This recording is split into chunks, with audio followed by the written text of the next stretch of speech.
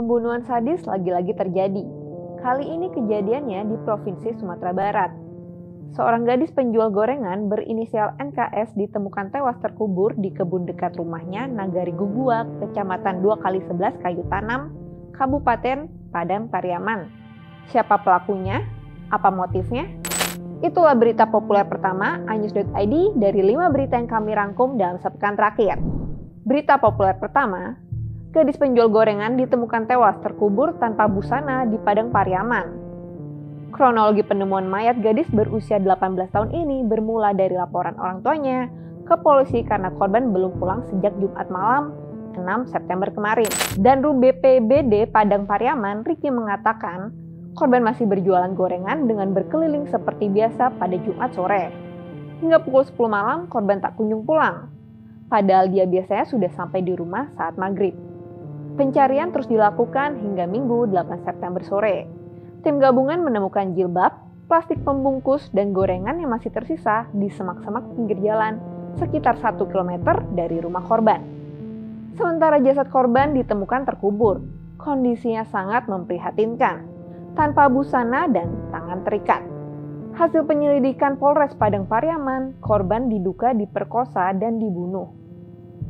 Polisi sudah memeriksa beberapa saksi, namun belum ada yang ditetapkan sebagai tersangka.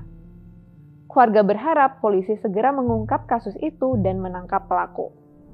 Berita populer kedua, Timnas Indonesia versus Australia berakhir imbang di matchday kedua grup C kualifikasi Piala Dunia 2026 zona Asia putaran ketiga di Stadion Gelora Bung Karno, Jakarta pada Selasa 10 September malam. Australia dibuat frustasi dengan lini pertahanan Garuda yang dipimpin Jay Izzet. Indonesia bermain sangat apik di lini belakang dan sukses memberikan perlawanan sengit ke negara langganan Piala Dunia itu. Kiper Timnas Indonesia, Martin Pas, tampil apik dan melakukan beberapa penyelamatan penting agar gawang tak kebobolan. Tak heran dirinya terpilih sebagai Man of the Match. Hasil 0-0 itu membuat Indonesia sementara berada di atas Australia di papan klasmen Grup C kualifikasi Piala Dunia 2026 zona Asia.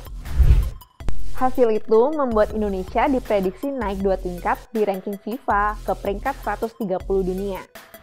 Selanjutnya, Indonesia akan melawan Bahrain dan Cina di bulan Oktober 2024 mendatang. Indonesia akan bertindak sebagai tim tamu di 2 laga tersebut. Berita populer ketiga, masih seputar laga Indonesia versus Australia. Aziza Salsa, istri Pratama Arhan, terlihat menonton langsung pertandingan tersebut di GBK Jakarta Selasa 10 September 2024. Kehadirannya tentu untuk mendukung timnas Indonesia, khususnya sang suami. Kemunculan perempuan yang akrab disapa Zize di GBK Jakarta ini menjadi perhatian setelah hilang lama karena ibadah umroh dan liburan di Dubai. Zize tampak tidak menggunakan jersey timnas Indonesia, padahal sebelum-sebelumnya Zize selalu memakai jersey ketika mendukung timnas Indonesia. Padahal biasanya Arhan selalu mencari dan memeluk sang istri dengan mesra seusai bertanding. Meski tidak ada pelukan Arhan, mereka berdua terlihat mesra di salah satu foto yang beredar di Instagram. Keduanya tampak saling bergandengan tangan. Berita populer keempat, masih seputar timnas Indonesia versus Australia. Striker Australia, Mitch Duke, menyindir tradisi timnas Indonesia yang kerap bernyanyi lagu Tanah Airku usai pertandingan. Dia menyenggol supporter Garuda yang merayakan hasil imbang seperti sebuah kemenangan. Duke memberi komentar tak mengenakan ini saat sesi wawancara usai matchday. Saat bersamaan, seperti biasa, seluruh timnas Indonesia beserta ofisial dan staf kepelatihan berdiri melingkar di tengah lapangan. Mereka bernyanyi lagu Tanah Airku bersama 70.000 supporter yang memadati GBK. Sesi wawancara Duke terganggu lantaran nyanyian supporter timnas Indonesia begitu menggema. Duke mengatakan, mereka bernyanyi sekarang, mereka menggila, mereka merayakan hasil imbang ini seolah-olah itu adalah sebuah kemenangan. Duke sadar chemistry para penggawa timnas Indonesia begitu luar biasa. Butuh ekstra kerja keras untuk menaklukkan tim seperti itu. Komentar yang menyindir tradisi timnas Indonesia bernyanyi setelah pertandingan pun viral. Ia meminta maaf dan memastikan tidak bermaksud menyenggol supporter atau tak menghormati orang Indonesia. Duk sebenarnya frustasi dengan hasilnya. Berita populer kelima. Seorang pria diduga maling ditemukan tewas berdiri dengan posisi kepala terjepit pintu rumah warga.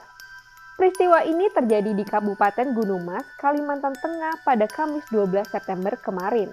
Kejadian tersebut sontak menggegerkan warga perumahan.